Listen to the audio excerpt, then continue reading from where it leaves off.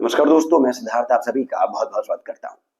आज के इस वीडियो में हम चर्चा करेंगे अधिक मास की, जिसे मल मास भी कहा जाता है और पुरुषोत्तम मास के नाम से भी ये जाना जाता है। यदि हम पंडितों की बात माने, ज्योतिषों की बात माने, तो ये माह जो होता है बहुत ही पवित्र होता है।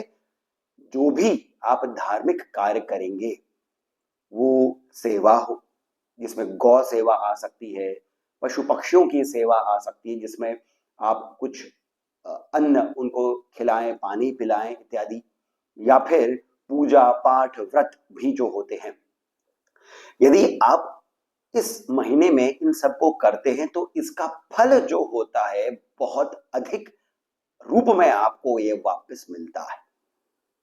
परंतु इसका विज्ञान क्या है? क्या हम ऐसे ही मान लें क्योंकि ऐसे कहा जाता है? आज इस वीडियो में हम इसी पर चर्चा करने वाले हैं। देखिए, जब हम बात करते हैं संध्या काल की, संधि की, या फिर हम बात करते हैं नवरात्रों की, तो ये एक दिन में, जब हम संध्या की बात करते हैं तो एक दिन में ये 4 बार आती है। एक ब्रह्म मुहूर्त होता है, सुबह सुबह का समय, एक दोपहर को भी संधि काल आता है, शाम को भी संधि काल आता है, और एक रात्रि को भी संधि काल आता है। 4 प्रकार से ये संध्याएं आती हैं। उसी प्रकार से एक वर्ष में 4 बार नवरात्रि आते हैं। अमूमन लोगों को 2 ही पता होती हैं, परंतु 2 अन्य जो होती हैं उन्हें गुप्त नवरात्रि कहते हैं। अब इन दोनों में आपस में क्या मेल है और इनका अधिक मास या फिर मल मास के साथ में संबंध क्या है? विज्ञान यहीं पर ही आता है। और जब आप इस विज्ञान को समझेंगे तब आपको अपने ऋषि मुनियों को, हमारे पूर्वजों को नमन करने का मन करेगा। ये जो संधि काल आता है प्रतिदिन, या फिर जो वर्ष में नवरात्रे आते हैं, वो साइंटिफिक रूप से एक ट्रांजिशन फेज होता है। ये जो ट्रांजिशन होता है ये बहुत ही महत्वपूर्ण हो जाता है हमारे शरीर के लिए भी और मन के लिए भी। ट्रांजिशन किस प्रकार का?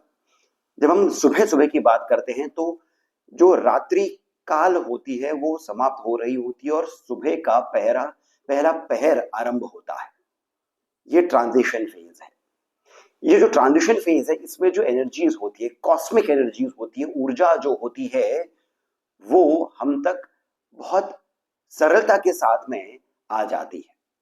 और जब आपका शरीर ध्यान के माध्यम से, मंत्रों के उच्चारण के माध्यम से, मौन के माध्यम से, जब आपका शरीर एक पात्र के रूप में परिवर्तित हो जाता है, वेसल के रूप में, एक इंस्ट्रूमेंट के रूप में, तो वो इन ऊर्जाओं को बहुत ही सरलता के साथ में, सहजता के साथ में ग्रहण कर लेता है। यही जब सुबह का समय और दोपहर का समय होने वाला होता है, तब की जो संध्या होती है, तब भी ये उस समय सत्य साबित होता है। उसी प्रकार से शाम को और रात्रि को भी इसी प्रकार से कार्य करता है। वर्ष में भी ये ऐसे ही चलता है।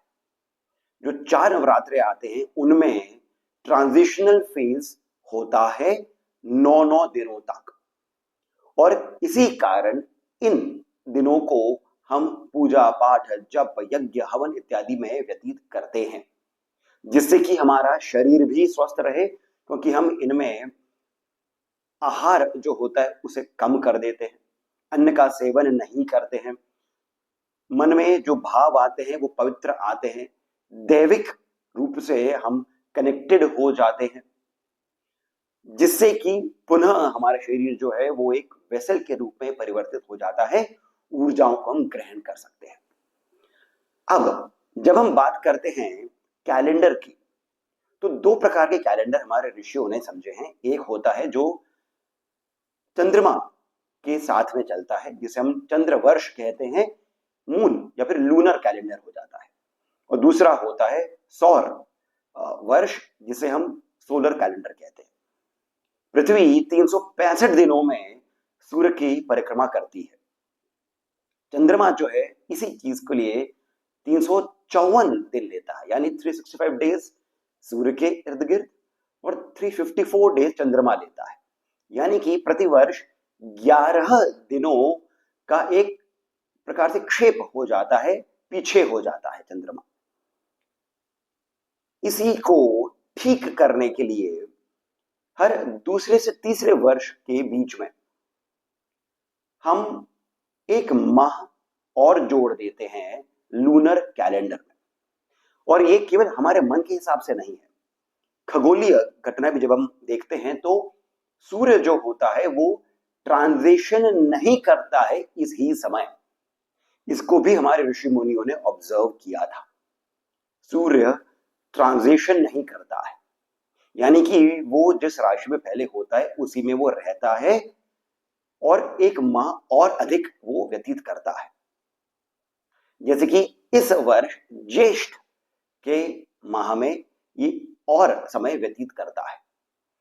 यही वो अनुकूल समय हो जाता है जो हमारे ऋषियों ने समझा है, जिसमें हम चंद्रमा का एक माह और जोड़ सकते हैं।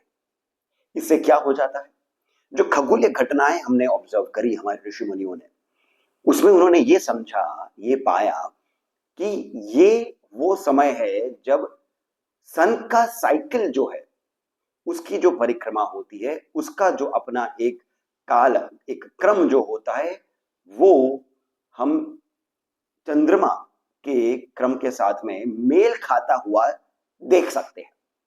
यानी कि सन का जो एक साइकिल होता है और मून का एक साइकिल होता है, उसका बैलेंस हो जाता है। अब हम इसे अपने शरीर के साथ में जोड़ करके देखते हैं। जो 4 संध्याएं मैंने आपको बताई हैं पूरे दिन में, आप स्वयं से भी देखिएगा, उन्हीं 4 संध्याओं में आपकी जो ईड़ा और पिंगला नाड़ी होती है, यानी कि लेफ्ट नॉस्ट्रिल और राइट नॉस्ट्रिल, ये दोनों ही कार्य कर रहे होते हैं। अन्यथा बाकी समय दिन भर में कोई एक ही नाड़ी काम कर रही होती है। यानी कि जब दोनों ही नाड़ियां काम कर रही होती हैं, आपकी बॉडी जो है वो नेचुरल रूप से, कॉस्मिक रूप से बैलेंस में होती है। इसका सदुपयोग जब हम करते हैं प्राणायाम के माध्यम से, व्रत के माध्यम से, ध्यान मंत्र के माध्यम से, तो ऊर्जा का संचारण होता है, ऊर्जा का क्रिएशन हो जाता है। क्रिएशन का अर्थ होगा कि आपके भीतर जो ऊर्जा है वो सही प्रकार से कार्य करती है। यही होता है पूरे 1 महीने तक। 2 से 3 सालों में ये पूरा 1 महीना जो होता है, पूरा 1 महीना, आप समझ सकते हैं कितनी लंबी अवधि है ये, जब आपका शरीर जो है वो कॉस्मिक अलाइनमेंट के साथ में जुड़ जाता है। सन का साइकिल, मून का साइकिल, इन दोनों के साथ में अपना शरीर जुड़ जाता है। और इस ही कारण जब आप इस 1 महीने में ध्यान करते हैं, मंत्रों का जाप करते हैं, तो उससे आपके भीतर की ऊर्जाएं जो हैं वो सही रूप से चलनी आरंभ होती है। इसी समय में कुंडलिनी जागरण भी हो सकता है यदि आप पहले से ही मेडिटेशन, ध्यान इत्यादि करते रहे हैं तो। अब इसको पुरुषोत्तम मास क्यों कहते हैं, यहां पर हम पुरुषोत्तम के रहस्य को समझें इससे पहले एक छोटी सी बात मैं आपके सभी के सामने रखना चाहता हूं।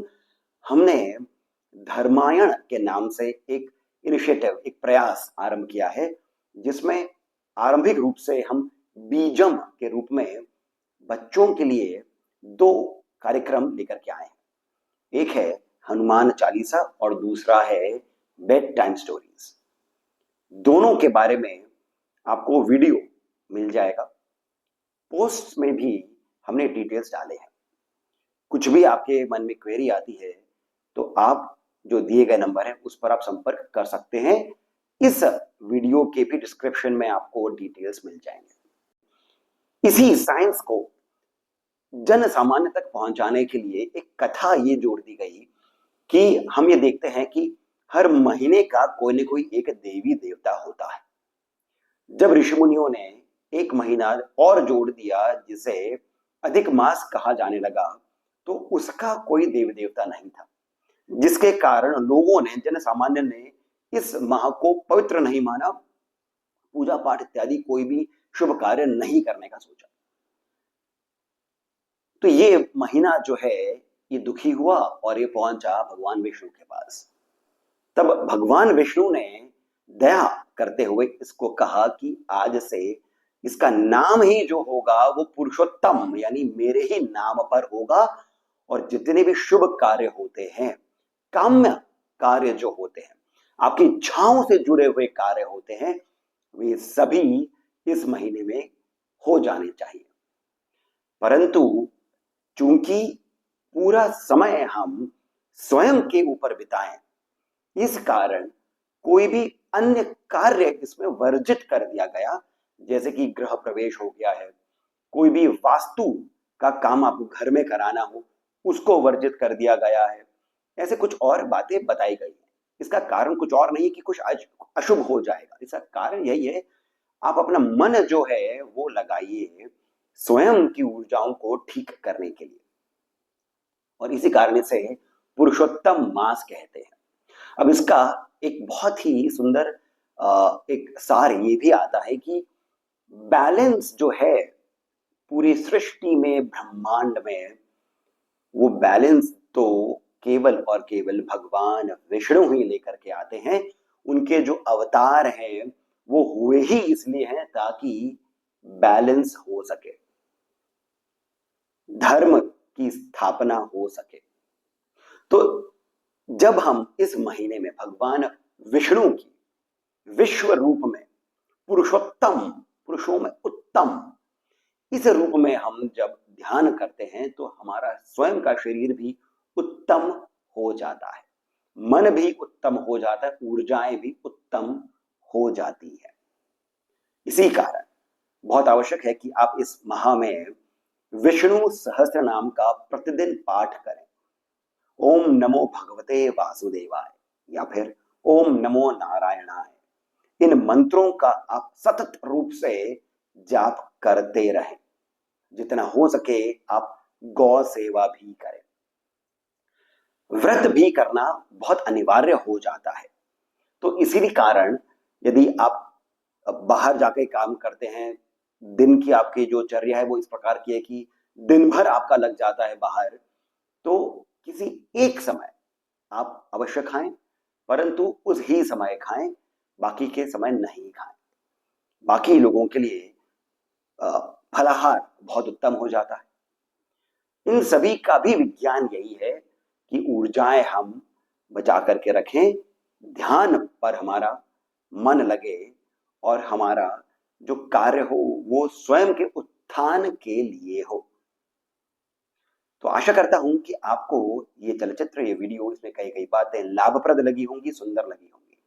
यदि ऐसा है तो मेरा आप सभी से अनुरोध है कि कृपया करके इस वीडियो को लाइक अवश्य करिए, इस चैनल को सब्सक्राइब करना नहीं भूलिएगा, और साथ ही साथ कमेंट सेक्शन में जो पहला कमेंट पिन है वहां से पेटीएम, जीपे आदि के माध्यम से जितना अधिक हो सके आप हमें श्री सहयोग भी प्रदान करें, बहुत अधिक प्रोत्साहन मिलता है। इसके साथ मैं सिद्धार्थ अब आपसे विदा लेता हूं। धन्यवाद।